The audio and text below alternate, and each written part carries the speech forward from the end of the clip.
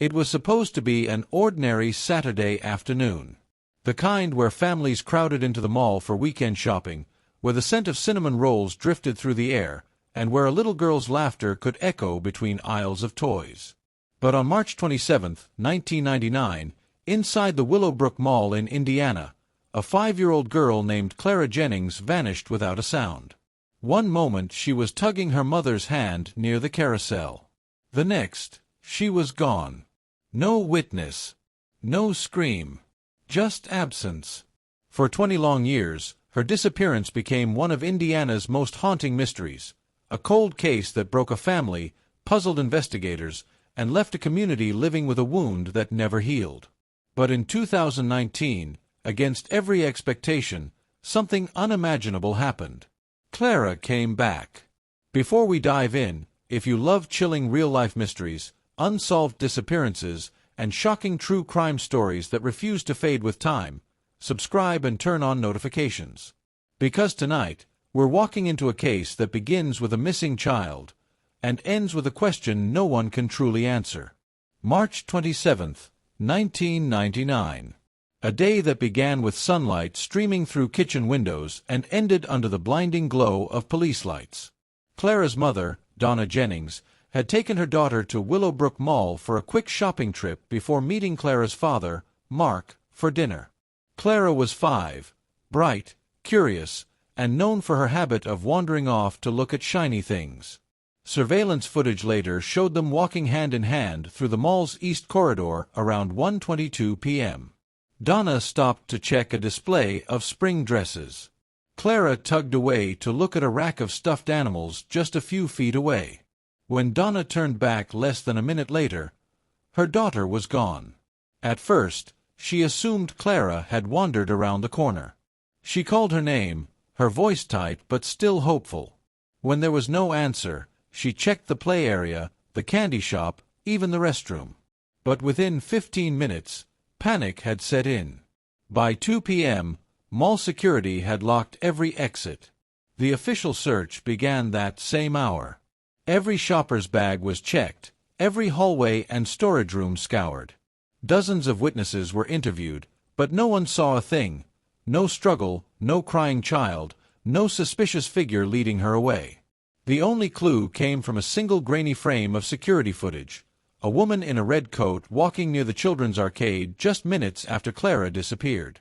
She was never identified.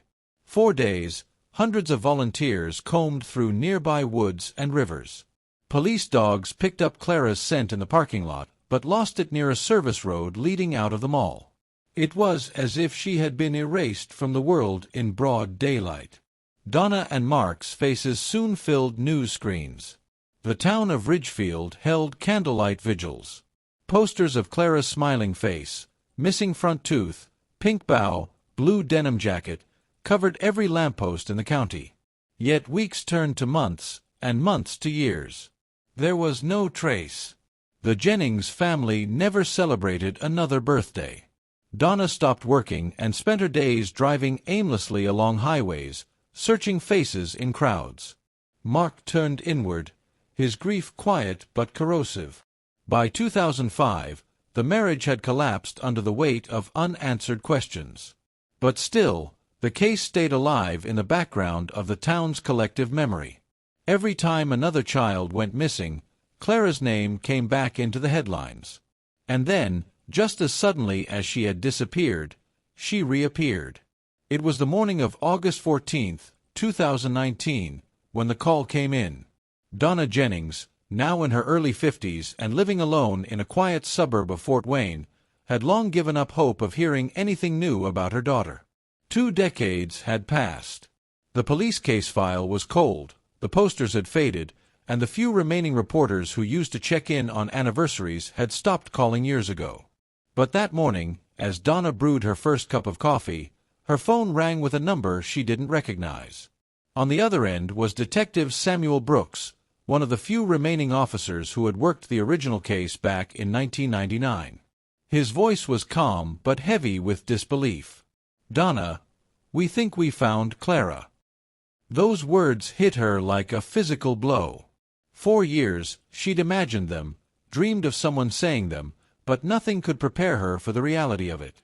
Detective Brooks explained that a young woman had been found wandering near Maple Hollow, a small rural town over 200 miles from where Clara had disappeared. She had no ID, no phone, and appeared confused and frightened. When questioned by a sheriff's deputy, she said one thing: "My name is Clara Jennings." Within hours, DNA testing confirmed the impossible. It was her. The same child who had vanished from Willowbrook Mall 20 years earlier. When Donna arrived at the hospital, she could hardly stand. The woman in the hospital gown had Clara's green eyes, the same small dimple on her left cheek. But she wasn't the same little girl who had vanished. This Clara was 25, her expression distant, her words halting. She spoke like someone waking from a long, unending dream. She said she remembered the mall, a red coat, and a long road. Beyond that, her memory fractured. She couldn't recall where she had been, who had taken her, or how she had survived. Doctors described her as malnourished but stable, her body showing faint scars along her wrists and ankles, marks that hinted at restraint.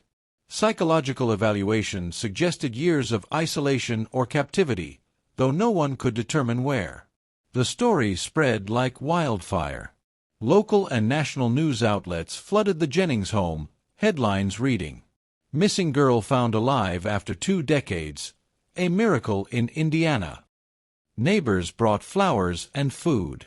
Reporters set up cameras outside Donna's home. But behind the celebration, something felt off. Clara didn't like being photographed. She avoided mirrors. She flinched at the sound of jingling keys. At night, she whispered in her sleep, sometimes in fragments of words no one understood. When questioned by detectives, her statements were vague and inconsistent. One moment she said she'd been kept in a basement. The next she mentioned a cabin in the woods. She couldn't describe her captor's face, only that she wore a red coat. The case reopened, but the years had erased nearly every lead. The woman in the red coat from the 1999 security footage had never been identified. No property records, no missing persons linked, no matching DNA in any national database. For Donna, joy and confusion lived side by side. She had her daughter back, but it didn't feel the way she'd imagined it all those years. Sometimes, when Clara smiled, Donna caught herself hesitating, because that smile, faint and practiced, didn't seem like the one her daughter used to wear. And then, one night, Clara said something that chilled her to the bone. She asked, softly, almost childlike, "Mom, do you remember the other Clara?" The first few weeks after Clara's return were a blur of doctors, interviews, and constant surveillance. The FBI reopened the 1999 disappearance file and began running DNA and fingerprint comparisons against every unsolved abduction case in the region. Yet every search ended the same way: no matches, no evidence, no suspects. Clara was living with Donna again, in the same house where her old bedroom had been kept frozen in time. The wallpaper was still pink, the stuffed rabbit still sitting on the shelf, though faded and dusty. For Donna, it felt like welcoming back a ghost. At first, Clara barely spoke. She'd sit by the window for hours, staring at the tree line behind the house. When asked what she was thinking, she'd only say, "I used to watch the trees move like that." What she meant, no one could tell. Psychologists describe her condition as a form of dissociative amnesia, common in trauma victims who'd spent years in captivity. But as sessions continued, her memories started bleeding through, fragmented flashes like broken glass. She remembered a woman humming. She remembered the smell of pine wood and damp earth. Sometimes she'd speak about a basement door that wasn't a door at all, and voices that didn't come from people. Her therapist, Dr. Lauren Hill, noted in her report that Clara's memories were disconnected from linear time, as if she couldn't distinguish between what happened in 1999 and what happened days ago. Then came the drawing. One evening, Clara sat at the kitchen table with a notepad and began sketching. Her hands moved automatically, lines forming without hesitation. When she was done, she pushed the paper toward Donna. It was a picture of a small wooden cabin, surrounded by trees. In one window, a single lamp glowed red. Donna felt her stomach twist. That same week, investigators cross-referenced old aerial surveys and found a property deep in the Maple Hollow woods, less than 6 miles from where Clara had been found wandering. The cabin had been abandoned since 2001. A search team was dispatched immediately. Inside the cabin, they found what looked like a survival bunker, rusted chains, an old child's bed frame, and on one of the walls, faint writing scratched into the wood. "I am Clara." The handwriting matched the missing child's school papers from 1999. But something about it didn't make sense. The forensic timeline showed the cabin had been burned in a partial fire in 2002. No one could have lived there since. If Clara had been held there, how had she survived the blaze? Where had she gone in the 17 years after that? When detectives brought this up to her, Clara just shook her head and whispered, "That wasn't where I stayed last." Donna's heart began to ache in a new way. The more her daughter remembered, the less she recognized her. There was a stillness in Clara now, a kind of calm that didn't belong to the child she lost, or even to the woman who had returned. Sometimes, Donna would wake up in the middle of the night to find Clara standing in the hallway, looking at the framed photo of her 5-year-old self. One night, Clara said quietly, without turning around, "She looked happier than I ever was." The cabin discovery changed everything. For the first time in 20 years, detectives had physical evidence, a place, a clue, a message that connected directly to the girl who vanished in 1999. The FBI returned to Ridgefield, the small Indiana town that had long ago stopped believing in miracles. They began to re-interview old witnesses, mall employees, and former security guards. But most had moved away, retired, or simply forgotten. Still, the crime scene at Maple Hollow revealed details too specific to ignore. In the corner of the cabin's basement, investigators found a rusted metal box.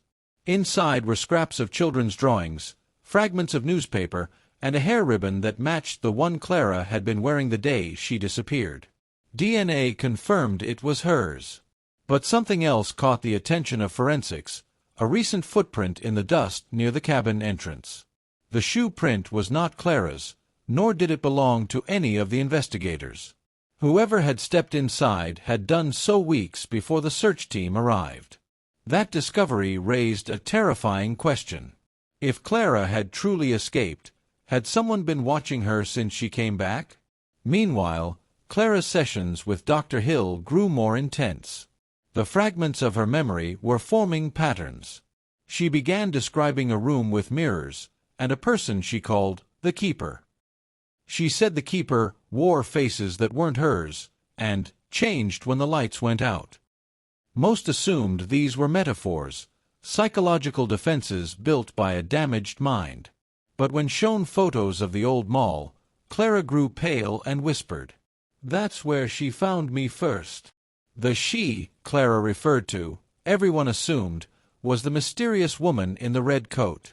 Detectives digitally restored the 1999 security footage and enhanced the image using modern forensic software. What emerged was haunting. The woman appeared older than originally thought, mid-40s, not 20s, and her face, though blurry, bore a faint resemblance to someone unexpected, Donna's late sister, Evelyn, who had died in a car accident in 2003. The discovery tore the Jennings family open once again. Donna refused to believe it. Evelyn had lived 2 states away and had never been implicated in the case. Yet old DMV records showed Evelyn had owned a red overcoat similar to the one in the footage.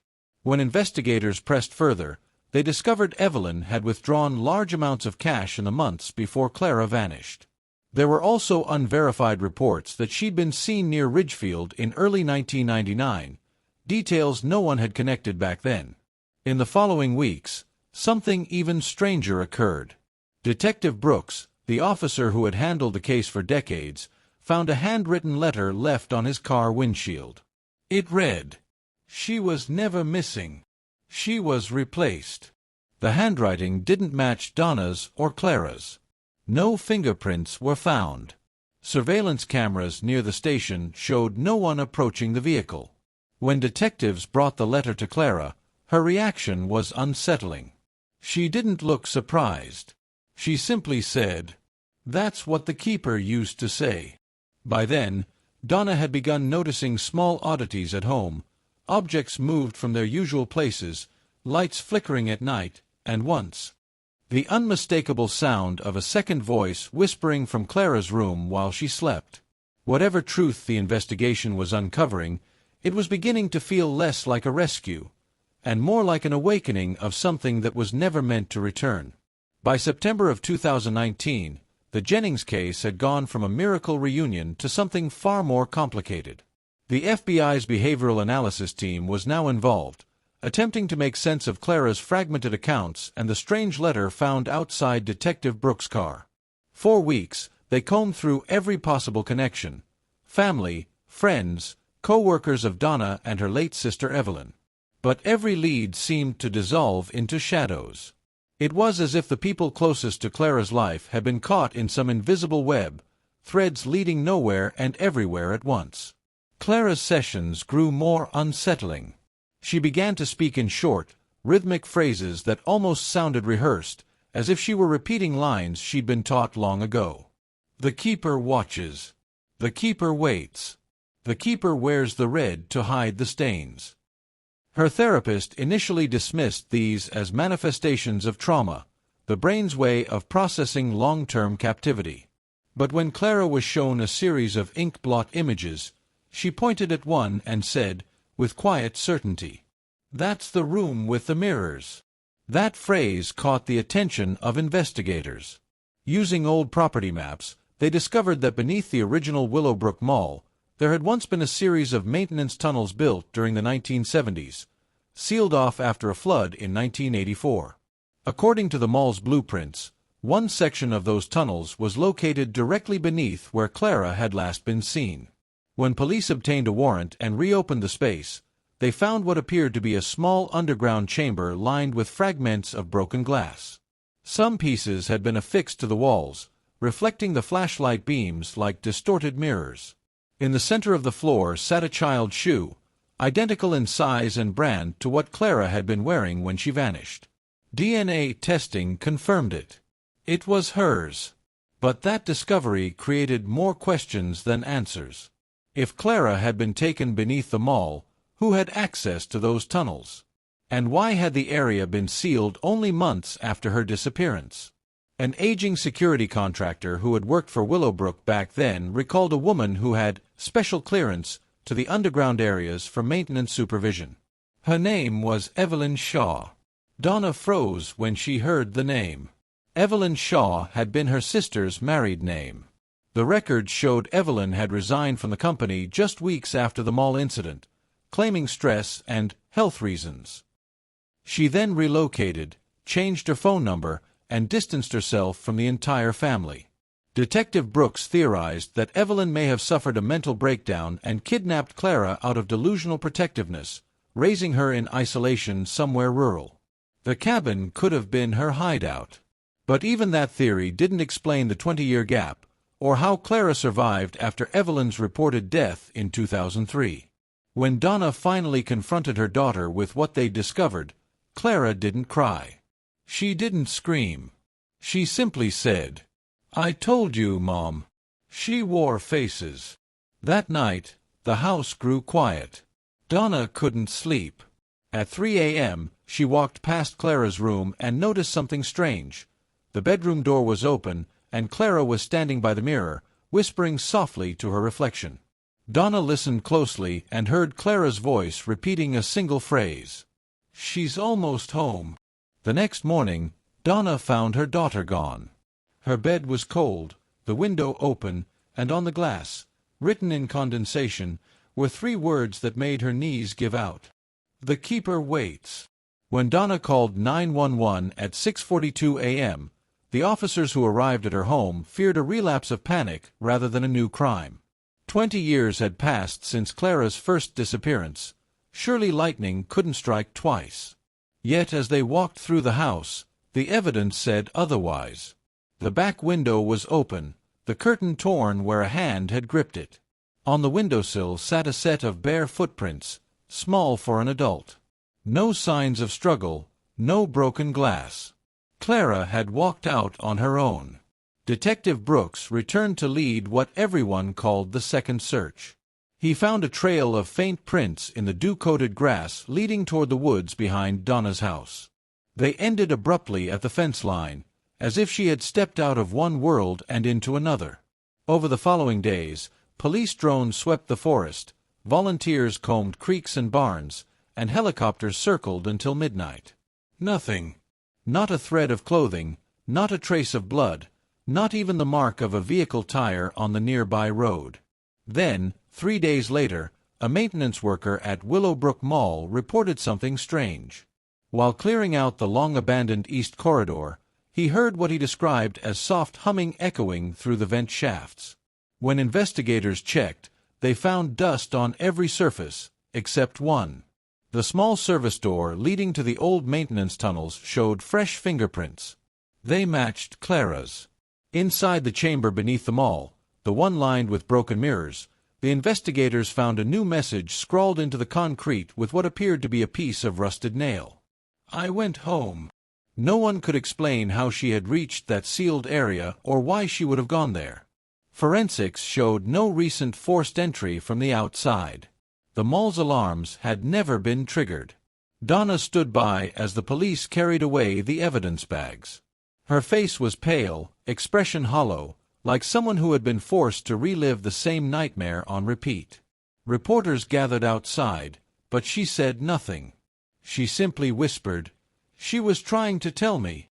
In the months that followed, Clara's disappearance once again dominated headlines, then slowly faded into the background, just as it had 2 decades earlier.